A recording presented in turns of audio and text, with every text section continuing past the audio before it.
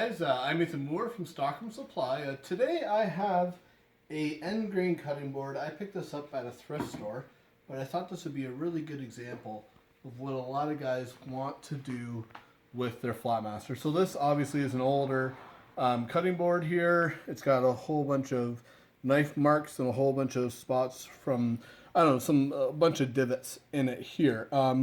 Also feels like it has kind of a waxy finish on it, maybe mineral oil and something else. Normally, this would be a pretty difficult thing to sand. One, it's quite large. To maintain or keep this being flat can be hard to do with a random orbit sander.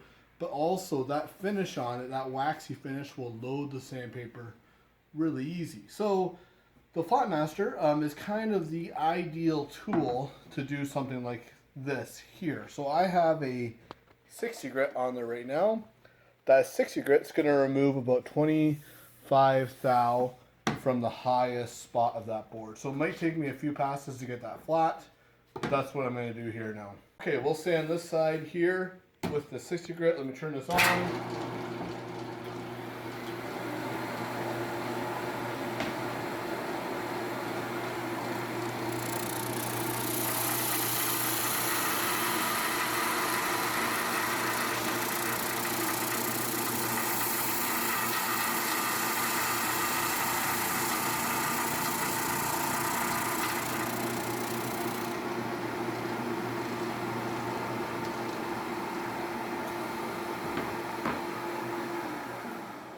Alright, that's one pass. Now I know right away this Flatmaster's just sitting on top of my table and it's sliding off. Let me clamp this down so I don't push her off the table here. So I've got this clamped down to my table now. This is a good time to mention. There are holes on the bottom of these feet on the Flatmaster, so you can bolt it down to a table or you can leave it portable like I do. I leave it portable just because I move it around all the time and just clamp it down when I need to. So yeah, here we go. That's one pass with a 60 grit on this cutting board here. If you notice, even sanding through that nasty, oily, waxy finish, no loading at all in the sandpaper. So let's do a few more passes and let's make sure this thing gets flat.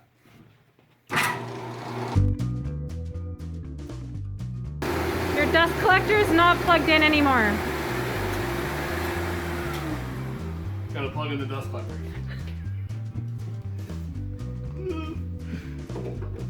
This video's got a lot of real life. Alright, let's go again.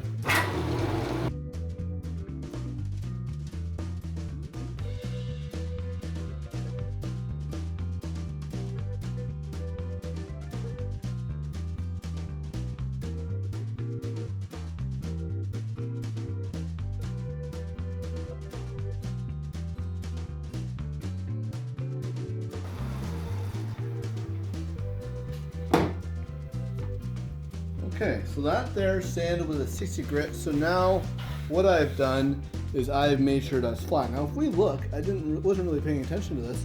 Some of these divots are going very, very deep. So on the center of that board where it's been used the most, there's some really deep divots there. So I'm gonna have to go even further yet with my 60 grit just to make sure that I get rid of all those. On these edges here, they're pretty well gone. But right in the center here, where that warp was in that board, there's some deep points here. So let me keep sanding here.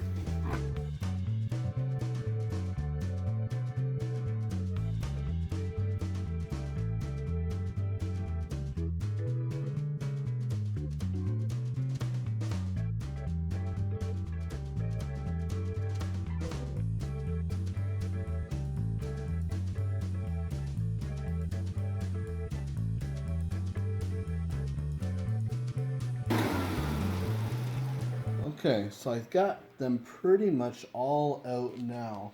There's a few up there, and maybe a few in the middle here, but with my finer grits, those should be essentially gone. Now, when I first got this cutting board, I thought it might have been maple, but now that I sand it, I don't think it is. I'm not 100% sure what that is. That could be like a larch or something.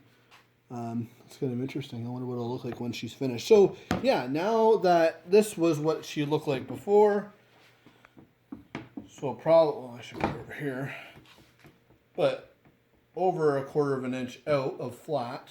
But now she's nice and flat here. So you can see that. So now she's flat. Now I can go ahead and sand with some finer grit. So let me switch to grit here. Actually, one other thing I wanted to mention. A lot of guys will ask why I'm pushing the wood through on an angle.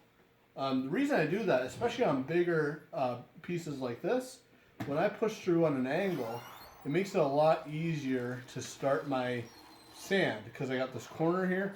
Rather than starting it straight on like this, it's easier to maintain a consistent feed rate on an angle. I just find it more comfortable. There's really no reason you can't go like this. I find it more comfortable doing it like this here. So let me change the grit here. Okay, so I threw a 120 grit on there. If you notice, I got a great big gap in my 120 grit, how I line it up in my drum.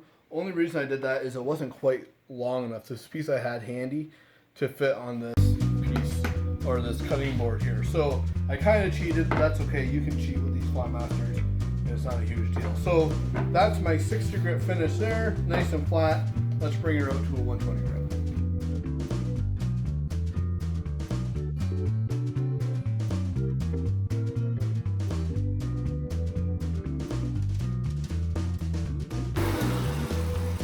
That there is 4 passes with my 120 grit, which is looking pretty good. I may do 1 or 2 more. Yeah, I'll do 1 or 2 more, and then we're going to bring it up to 220 grit.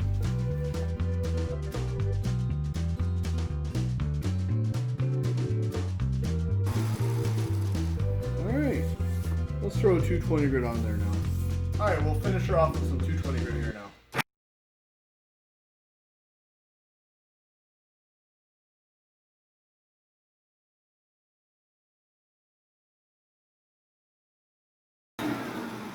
Okay. So that's what she'll look like there. Oh man, that's nice. What I would do at the very end here is I would finish this with just a random orbit with also 220 grit just to get rid of those straight line scratches. But what this was, see that there? Not flat at all. Now I got a beautifully flat surface, beautifully smooth. So yeah, totally, utterly flat, which is beautiful. So from this right here with all those knife marks and other little divots there to this, that is essentially ready for a finish.